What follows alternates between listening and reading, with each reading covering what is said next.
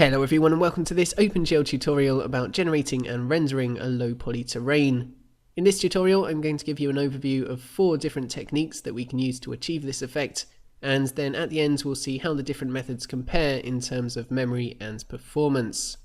All of the code for this tutorial is available in the description below, and if you'd like to code along with this tutorial then you can also download the starting code, although there's not really going to be that much actual coding in this video. This tutorial is going to be slightly different from the other tutorials in that we're not really going to be learning about any new OpenGL concepts. Pretty much everything in the code is stuff that we've covered before, and this week I'm just going to be talking about how we can apply those concepts that we've learned in the past to achieve this low poly terrain effect. So first I'm going to explain these techniques, and then we'll have a quick look at some of the most important parts of the code, but I'm not going to be covering the code in too much detail because there's a whole load of it.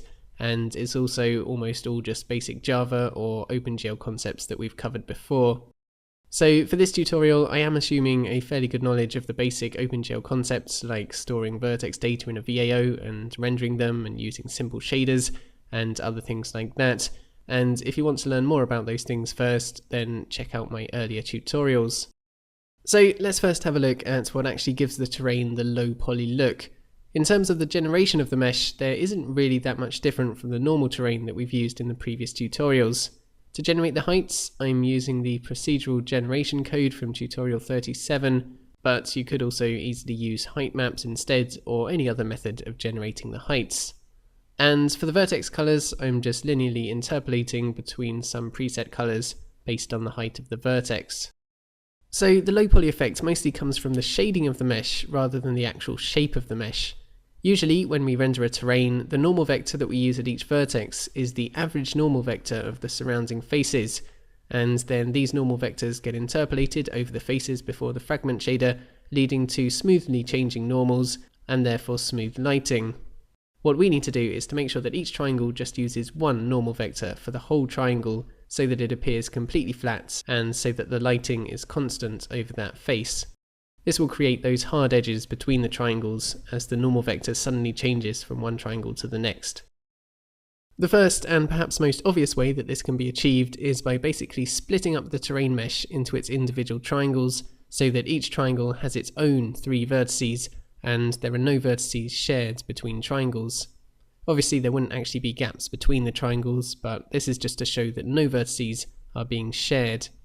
By doing this, we can set all 3 of the vertices for a triangle to have the same normal vector, so that when they get interpolated, every point on the face will have the exact same normal. In the code, this is done in the split terrain generator.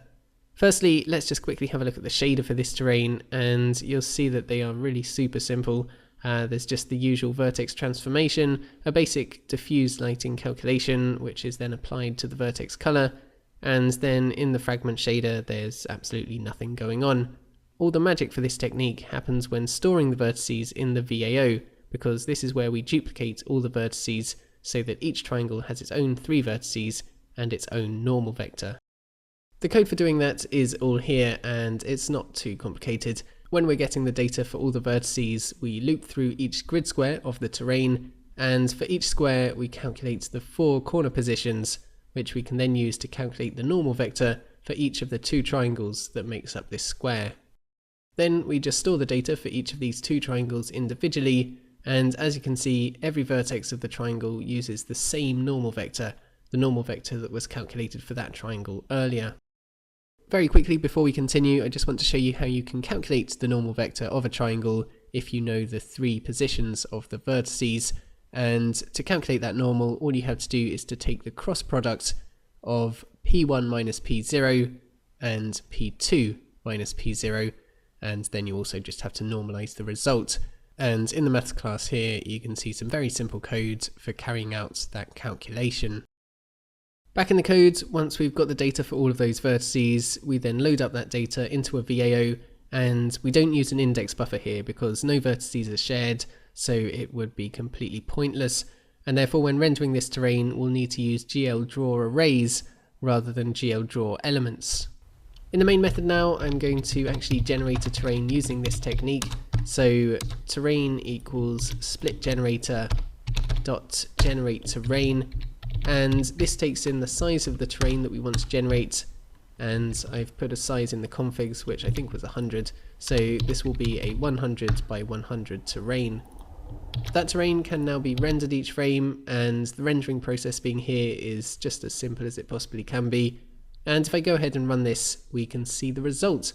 So as you can see, the low poly effect has been achieved, even though the mesh looks identical to the normal terrain that we've used in the past, but because each triangle has its own 3 vertices and therefore its own normal vector, it creates these hard edges for each triangle.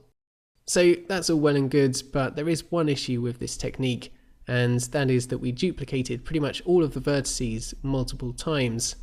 In fact, this low poly terrain has 6 times more vertex data than the smooth shaded equivalent. This brings us on to the second technique which we're going to use, and this involves using the geometry shader. I'm not going to go into too much detail about this because I've done a tutorial about the geometry shader before, and I actually gave a very similar example where I demonstrated how it could be used to create a low poly effect for water, and a link to that tutorial is in the description. But the basic idea here is that you can calculate the normal vector for each triangle in the geometry shader, and therefore you don't have to duplicate any vertices. So when creating the mesh, the positions and colours are stored one by one in the VAO in this order, and there's obviously no need to store the normal vectors here for these vertices because they're going to be calculated in the shader. Also note that each vertex is only stored once, and there's no need for duplicates. An index buffer is then used to connect up the vertices and create the triangles in the same way that we did with the old terrain in the previous tutorials. The simple code for storing the vertex data is in the geometry terrain generator, and the index buffer generator code that I'm using is the standard index generator class, and as I said, this is basically the same as the terrain generation code in the old tutorials.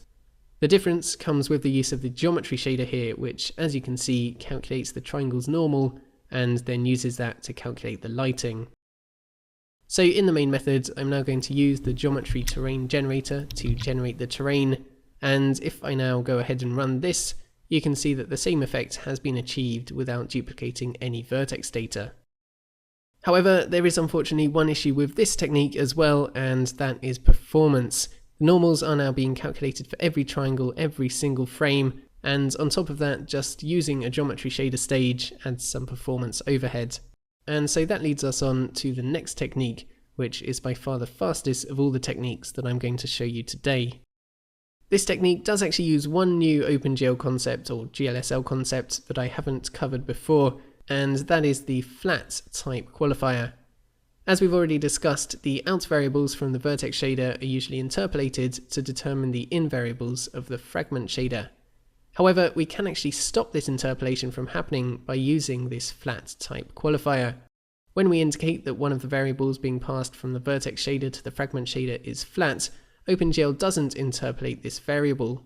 Instead, all of the triangle's fragments just use the value of the variable from one of the vertices, and this value is used in the fragment shader for the whole triangle.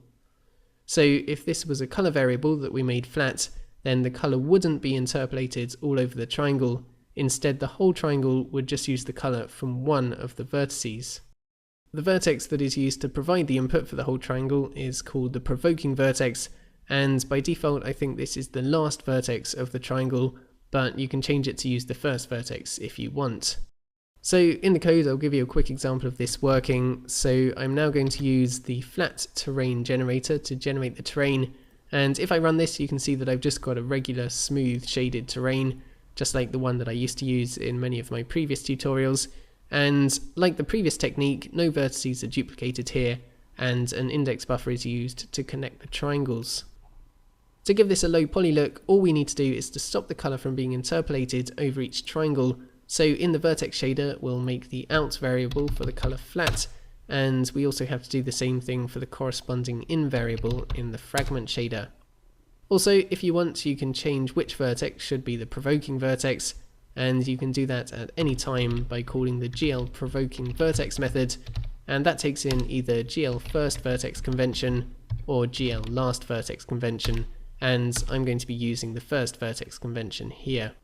So when I run this, you can see that it's not smooth shaded anymore, but we can actually only see quads instead of triangles. The reason for this is that both of the triangles in each quad use the same provoking vertex. The first triangle is constructed like this, and the second triangle like this.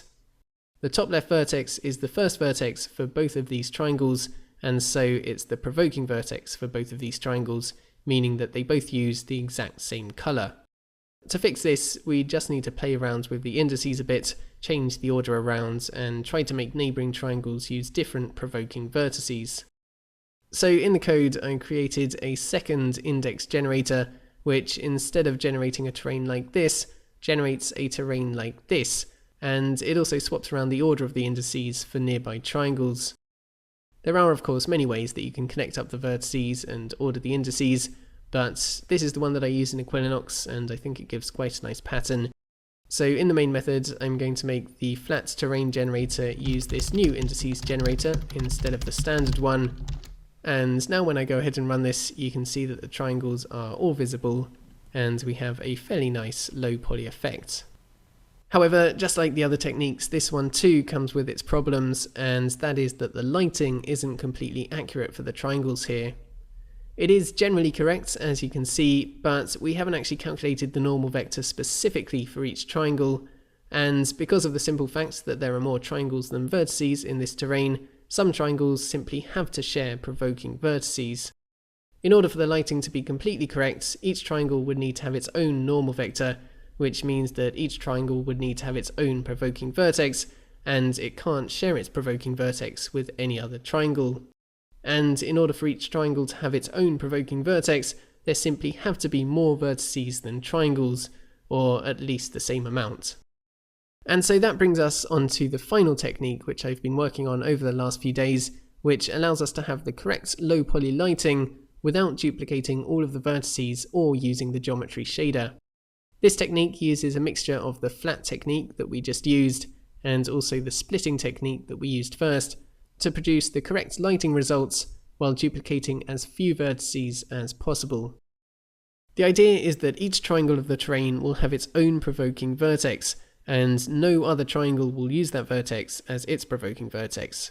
Seeing as that vertex is only the provoking vertex for this one triangle, it can have the correctly calculated normal vector for that specific triangle. That will then be the normal vector that gets used to calculate the lighting for this entire triangle, and so the triangle will have the correct lighting. So what we need to do is to duplicate just enough vertices so that there's one vertex for every triangle, and that's what I was working on in the special terrain generator class, and I'll give an example here of how it would generate a 4x4 terrain. The first vertex is going to be the provoking vertex for this triangle here, so its normal vector is the normal vector of this triangle. This vertex is then the provoking vertex for this triangle, and so its normal vector is the normal vector of that triangle. We then need to duplicate this vertex here, which will have the same position and colour as the one next to it, but it will have the normal vector of this triangle, and of course it will be its provoking vertex. This vertex is then the provoking vertex for this triangle, and the same pattern continues across the top row. The same goes for the next rows as well, until we reach the last two rows of vertices. These rows are a little bit different because they can share the work for the bottom row of triangles, so we don't actually need to duplicate any of these vertices. This vertex is the provoking vertex for this triangle, this vertex for this triangle, this one for this triangle, and so on. So that is now the whole terrain done, and as you saw, each triangle has its very own provoking vertex with the correct normal vector for that triangle. There are unfortunately two lazy vertices here which don't provide a normal vector for any vertex, so it's not quite optimal, but for larger terrains with tens of thousands of vertices, an extra 2 isn't really going to make any difference. So that's the essence of what this code does.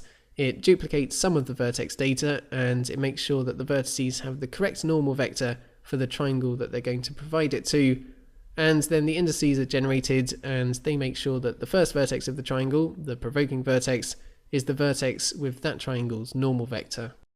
So it is a little bit more complicated than the other techniques, but long story short, if we now use this special terrain generator to generate our terrain, you can see that we get the correct lighting without using an expensive geometry shader, and without duplicating all of the vertices multiple times. So to finish off the tutorial this week, I just wanted to give a quick comparison between the 4 techniques that we've used. So I tested each one with a 1000 by 1000 terrain and measured things like memory use and performance. So first up, the splitting technique needed 6 million vertices, which was 120 megabytes of memory, and that was by far the largest amount of memory required by any of the techniques. In terms of performance, it came third with a time of 1.5 milliseconds per frame. The geometry shader technique used the least amount of memory, with just over 1 million vertices and 6 million indices, which was 40 megabytes of data. But the performance, however, was the worst of all the techniques, needing almost 2 milliseconds per frame. The flat technique used the same amount of vertices and indices as the geometry shader technique, and it just had a very slightly higher memory cost because its vertices required normals, whereas the geometry shader ones didn't. And this was actually the fastest performer, taking 0.85 milliseconds per frame. However, this does of course come with the downside that the lighting isn't completely accurate. And finally, we have the special hybrid technique, which uses a medium amount of memory, but it was the second fastest in terms of performance, and by far the fastest performer out of the techniques that had correct lighting. So that is going to be it for this week. I hope this tutorial gave you some ideas if you're planning on implementing some low poly terrain, and I'm sure there are probably other techniques that you could use to achieve similar effects, so let me know in the comments if you have other ideas for different techniques. But yeah, thank you guys very much for watching this video. Do subscribe if you haven't already. Have a fantastic week, and I will see you all next time.